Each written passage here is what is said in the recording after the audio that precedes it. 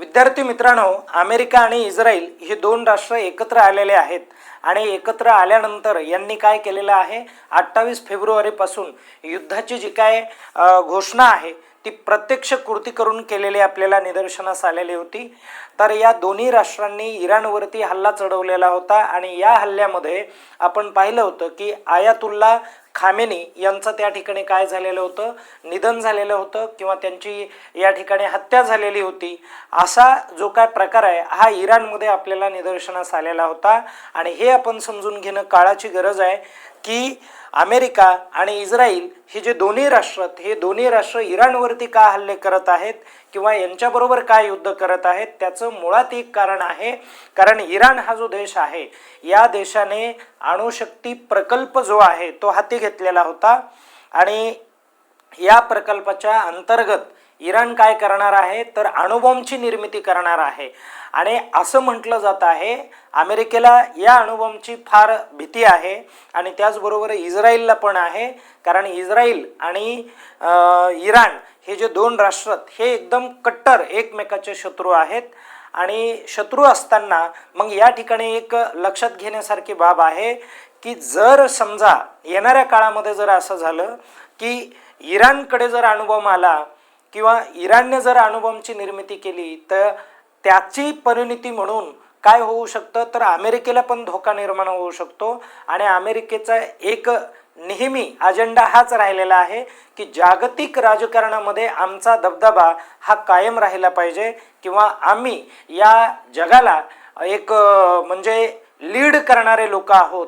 अशा प्रकारचा जो काय स्वभाव आहे किंवा त्यांचा जो अजेंडा आहे तो कायम ठेवण्यासाठी याने इस्रायलची मदत घेतली आणि इस्रायलच्या द्वारे या देशावरती हल्ले करणं जे आहे ते सुरू केलेलं आहे। आणि मग या ठिकाणी आपण दुसरी बाब अशी पण या ठिकाणी लक्षात घेणं महत्त्वाचं आहे की मग इराणने यांना प्रत्युत्तर दिलं का तर 100% दिलेलं आहे।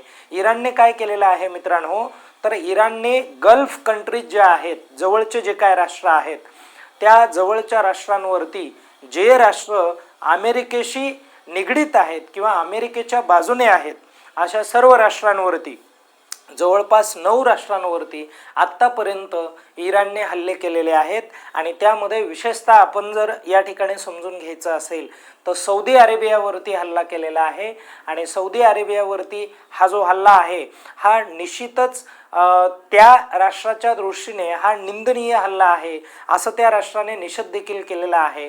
आणि सौदी अरेबिया हा जो देश आहे हा सध्या तरी युद्धामध्ये म्हणजे सामील झालेला नाही किंवा त्यामध्ये ओढला जाण्याची जी शक्यता आहे ही खूप अधिक आहे आणि जर इराणने कायम हे जे हल्ले आहेत हे सौदी अरेबियावरती करणं हे कायम ठेवलं तर निश्चितच येणाऱ्या काळात काय होऊ शकतं की या ठिकाणी सौदी अरेबिया हा जो देश आहे हा इस्रायलच्या बाजूने युद्धामध्ये उतरू शकतो आणि येणाऱ्या काळामध्ये अशी शक्यता निर्माण होत आहे की एकीकडे युद्धाचा जो काय विरुद्ध गट आहे त्या गटामध्ये इराण तर असणार आहे। इराण हा महत्त्वाचा देश म्हणून पुढे आलेला आहे इराण आणि त्याला मदत करणारा जो देश आहे ज्यांचं खूप जुन्या काळापासून चांगले संबंध आपल्याला बघायला मिळालेले आहेत असा देश म्हणजे रूस म्हणजे मला रशिया म्हणायचं आहे आणि रशियाला सपोर्ट करणारा चायना पण आहे, पाकिस्तान आहे।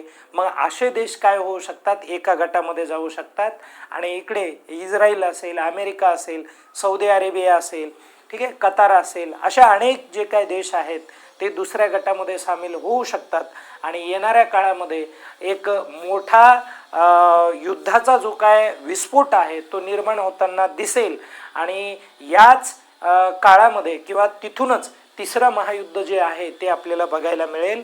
परंतु असं होऊ नये कारण असं झाल्यानंतर मानवी प्राण्यांना किंवा आपण काय म्हणूयात मानवाला हे खूप धोकादायक म्हणजे स्थिती आपल्याला बघायला मिळेल, मानवासाठी असणार आहे आणि असं न व्हावं यासाठी भारताने एक प्रयत्न करायला पाहिजे। मध्यस्थीची जी काही भूमिका आहे ती घ्यायला पाहिजे। सध्या तरी नरेंद्र मोदी यांनी कुठल्याही प्रकारचा स्टँड घेतलेला आपल्याला बघायला मिळत नाही, पण येणाऱ्या काळामध्ये असं होऊ शकतं की आपण या ठिकाणी एक बॅलन्स करण्याचा जो काय प्रयत्न आहे हा प्रयत्न भारताकडून निश्चितच केला जाईल, त्यामध्ये कुठल्याही प्रकारे शंका नसणार आहे असे आपल्याला म्हणजे आशा करायला किंवा अशा प्रकारचा विचार व्यक्त करायला या ठिकाणी म्हणजे वावगं काही होणार नाही किंवा चुकीचं नसणार आहे. चला आपल्या आता मुद्द्यात येऊ आपण. आपल्या परीक्षेच्या दृष्टीने पण आपल्याला विचार करावा लागतो. तर विद्यार्थी मित्रांनो, मग हे जे युद्ध चालू आहे या युद्धावरती जर जागतिक पातळीचा जर आपण विचार केला तर या जागतिक पातळीवरती हे जे युद्ध आहे आणि या युद्धावरती विचारले जाणारे प्रश्न हे कशा स्वरूपाचे असू शकतात ते प्रश्न आपण तयार केलेले आहेत. बघा या ठिकाणी काय म्हटलं आहे समजून घेऊ. इराणने अमेरिका इस्रायल यांचा जो संयुक्त हल्ला आहे या संयुक्त हल्ल्याला प्रत्युत्तर म्हणून कोणती कारवाई सुरू केलेली आहे ती तुम्हाला परीक्षेला विचारलं जाऊ शकतं. या ठिकाणी कोणतं ऑपरेशन हे इराणने चालू केलेलं आहे हे या ठिकाणी महत्त्वाचं आहे. इराणने चालू केलेलं ऑपरेशन हे कुणाच्या विरोधामध्ये आहे तर अमेरिका इस्रायल यांच्या संयुक्त हल्ल्याच्या विरोधामध्ये आहे. त्यांना प्रत्युत्तर म्हणून चालू केलेली ही एक कारवाई असेल आणि ज्या कारवाईला आपण काय म्हणू शकतोय तर खतम ए तुफान अशा पद्धतीने त्यांनी नाव दिलेलं आहे की याचा उद्देश किंवा याचा अर्थ असाच आहे की आम्ही काय करणार आहोत, अमेरिका आणि इस्रायल यांनी जे आमच्यावरती केलेले हल्ले आहेत त्यांना कडाडून आम्ही प्रतिकार करणार आहोत किंवा त्यांचा विरोध करणार आहोत. ते जे तुफान आहे हे तुफान आम्ही समूळ नष्ट करणार आहोत, खत्म करणार आहोत. अशा पद्धतीने मी इथे एक इमेज पण टाकलेले आहे, आलं लक्षात. आणि this image related to this question आणि म्हणून तुम्ही ह्या इमेजेस पण बघत जा जेणेकरून काय होईल माहिती आहे का, हे जे प्रश्न असतात हे क्वेश्चन्स असतात हे आपल्याला लक्षात ठेवायला सोपं जाईल. ओके चला पुढे जाऊयात आपण. नंतरचा प्रश्न खूप जबरदस्त असणार आहे, समजून घ्या. काय म्हटलंय इथे बघा की इमेज कशी एकदा क्लिअर करून घ्या. बघा डेंजर आहे एकदम. तर काय म्हटलं आहे, इस्रायलने इराणवरील लष्करी कारवायाला कोणते नाव दिलेलं आहे किंवा इस्रायलने इराणच्या विरोधामध्ये कोणत्या स्वरूपाची कारवाई केलेली त्या कारवाईला नाव काय आहे, लष्करी कारवाई असणार आहे आणि त्या कारवाईला नाव काय आहे तर प्रामुख्याने लायन्स रोवर अशा पद्धतीने नाव आहे. रोवर म्हणजे डरकाळी आणि ही कुणाची डरकाळी असणार आहे, ही सिंहाची डरकाळी असणार आहे किंवा लायनची डरकाळी असणार आहे.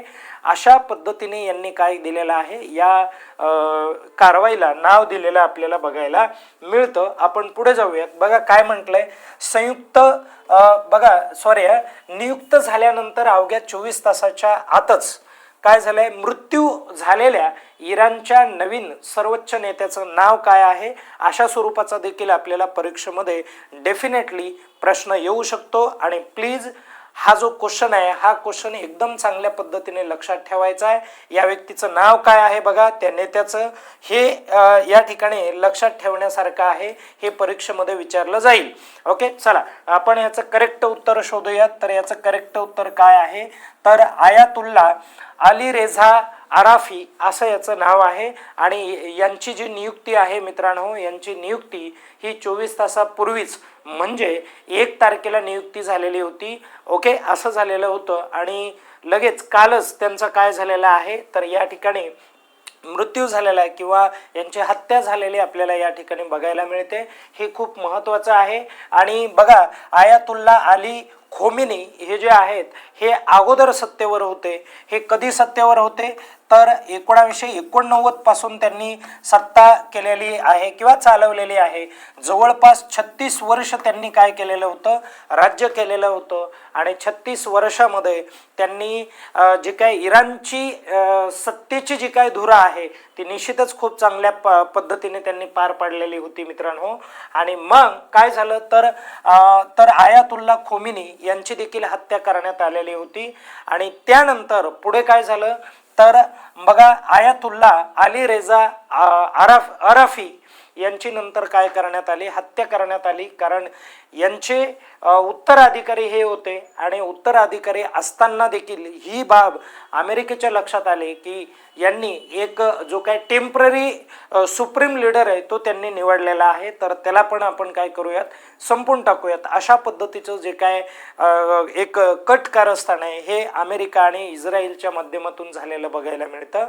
आणि यांचा मोटिव्ह असा आहे की त्यांनी असं कारण दिलेलं आहे की जगामध्ये जे राष्ट्र दहशतवादाला सपोर्ट करतात अशा राष्ट्रांचा या ठिकाणी खात्मा करणं किंवा या राष्ट्रांकडे अनुभव येऊ नये यासाठी आम्ही प्रयत्न करत आहोत, असं इस्रायल आणि अमेरिका या दोन्ही राष्ट्राचं म्हणणं आहे. आणि इस्रायलने वेळोवेळी काय केलेलं होतं तर अमेरिकेला सुचवलेलं होतं की इराण हा काय करत आहे, अणुबॉम्बची चाचणी घेत आहे. आणि मग याचा जो काय कुठंतरी म्हणजे हा जो मुद्दा आहे तो विचारात घेऊन अमेरिकेने इकॉनॉमिक सँक्शन्स हे जे आहेत हे कुणावरती लादलेले होते सँक्शन्स, तर हे इराणवरती लादलेले होते, ज्याला आपण आर्थिक निर्बंध म्हणूयात. आणि या निर्बंधाच्या माध्यमातून इराणमध्ये मोठ्या प्रमाणावरती महागाई वाढलेली होती, लोक एकदम त्रस्त झालेले होते आणि तिथे काही आंदोलनं पण चालू होती काही महिन्यापूर्वी. ओके, चला, महागाईच्या विरोधामध्ये. आता बघा, अमेरिकेने इराणवरील लष्करी कारवाईला कोणते नाव दिलं तर आता बघा की अमेरिका पण काय करत आहे, इराणवरती हल्ला करत आहे. मग त्यांनी पण त्यांच्या कारवाईला काहीतरी नाव दिलेलं असेल तर डेफिनेटली तर हे ऑपरेशन इपिक फ्युरी असं नाव दिलेलं आहे. आणि ऑपरेशन इपिक फ्युरी म्हणजे काय तर एकदम कडाडून एकदम द्वेषाने हल्ला करणे अशा पद्धतीने याचा अर्थ या ठिकाणी होतो. याही गोष्टी खूप महत्त्वाच्या आहेत. आणि इथे तुम्हाला याचं जे उत्तर आहे हे लक्षात ठेवायचं आहे. ऑपरेशन इपिक फ्युरी म्हणलं की हे कुणाचं ऑपरेशन असणार आहे तर अमेरिकेचं ऑपरेशन असणार आहे. आणि लायन म्हटलं की हे कुणाचं असणार आहे, इस्रायलचं ऑपरेशन असणार आहे. आणि खतम म्हटलं की काय म्हणायचं आहे तुम्हाला तर त्याचं करेक्ट उत्तर काय असलं पाहिजे तर याचं इराण असलं पाहिजे, लक्षात घ्या. अशा पद्धतीने हे जे ऑपरेशन्स आहेत हे व्हेरी व्हेरी इम्पॉर्टंट असतील. चला, नंतरचा प्रश्न आपण बघूयात. बघा, 26 फेब्रुवारी 2026 या दिवशी काय झालं माहिती आहे का तर पाकिस्तानने अफगाणिस्तान यांच्या विरोधामध्ये एक कारवाई केली होती किंवा हल्ला केला होता. आणि ती कारवाई कोणती होती तर या कारवाईला आपण ऑपरेशन गजब लिल हक असं आपण म्हणू शकतो.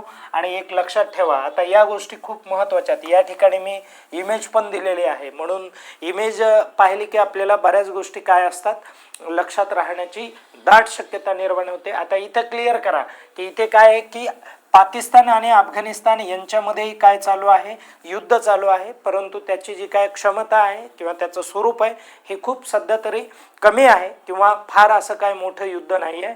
पण या दोघांमध्ये ड्युरंड लाईन आहे बघा, लक्षात ठेवा, इंटरनॅशनल बॉर्डर लाईन आहे. आणि मग या ठिकाणी काय झालेलं आहे तर अफगाणिस्तानमध्ये तालिबान आहे. तालिबान ही दहशतवादी संघटना आहे, परंतु 2021ला या तालिबानने अफगाणिस्तान हा देश स्वतःच्या हातामध्ये घेतलेला आहे. आणि मग त्या माध्यमातून त्यांनी काय केलेलं आहे तिथे स्वतः सत्ता प्रस्थापित करून राज्य करायला सुरुवात केलेली आहे. आणि पाकिस्तानची वारंवार ओरड आहे की हे जे अफगाणिस्तानचे लोक आहेत हे आमच्यावरती दहशतवादी कारवाया करतात आणि दहशतवादी कारवाया एका लिमिटेशन्स पलीकडे केलेल्या असल्यामुळे या कारवायाला कुठेतरी म्हणजे बंदी आली पाहिजे किंवा ह्या थांबल्या पाहिजेत. आणि म्हणून आम्हाला अफगाणिस्तानला प्रत्युत्तर देणं हे गरजेचं आहे. आणि म्हणून काय केलेलं होतं तर या पाकिस्तानने अफगाणिस्तानवरती हवाई हल्ले केले होते आणि त्या हवाई हल्ल्यामध्ये 19 लोक काय झाले होते तर मरण पावले होते. असा जो दावा आहे तो कुणी केलेला होता तर अफगाणिस्तानने केलेला होता. हे निश्चितच पाठीमागच्या न्यूजमध्ये तुम्हाला ऐकायला मिळाले, बघायला मिळालेलं आहे. अशा पद्धतीने इथे पण युद्ध चालू आहे. ओके, आणि तिकडे जुनं फार वर्षापासून कुणाचं रशिया आणि युक्रेन यांचं पण युद्ध हे कंटिन्यू सुरू आहे. सध्या त्याला थोडंसं स्थिरता लाभलेली आहे, परंतु त्यांचे जे वाद आहेत ते कायम असणार आहेत. ओके, येणाऱ्या काळामध्ये हा जो एकंदरीत युद्धाचा जो काय प्रकार आहे हा प्रकार या जगामध्ये व्यापक स्वरूपामध्ये आपल्याला निदर्शनास येऊ शकतो. आणि आपण पुढचा लगेच मुद्दा व्यवस्थित समजून घेऊयात. बघा, युद्धाच्या ज्या काय गप्पा आहेत त्या पूर्ण झालेल्या आहेत. आत्ता आपण पुढचे जे काय प्रश्न ते प्रश्न व्यवस्थित समजावून घेऊ. काय म्हटलंय बघा, नौदल सशस्त्र महासंचालक म्हणून 1 मार्च 2026 रोजी कोणी पदभार स्वीकारला, अशा पद्धतीचा प्रश्न आपण तयार केलेला आहे.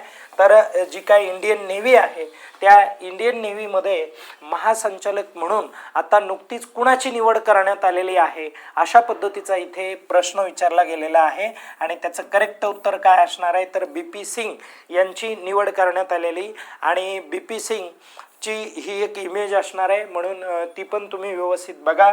अशा स्वरूपाचे जे काय प्रश्न हे आपल्या चॅनलवरती तुम्हाला बघायला मिळतात. आता पुढे जाऊयात आपण. काय म्हटलंय बघा, 1 मार्च 2026 याच दिवशी काय झालं, तर गेल, ज्याला आपण काय म्हणतो, gas authority of India limited, okay, अशा पद्धतीची ही एक कंपनी आहे जी गॅसच्या संदर्भामध्ये काम करते.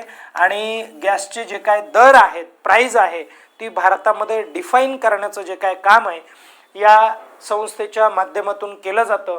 ही संस्था त्या पद्धतीने काम करते. आणि गेलचे नवीन CMD, ओके, तर CMD म्हणून पदभार कोणी स्वीकारला, अशा पद्धतीचा प्रश्न हा परीक्षेमध्ये विचारला जाऊ शकतो. आणि ज्याचं करेक्ट उत्तर काय असलं पाहिजे, दीपक गुप्ता हे 100% उत्तर असलं पाहिजे. ओके, त्यांची इमेज पण या ठिकाणी मी दिलेली तुम्हाला.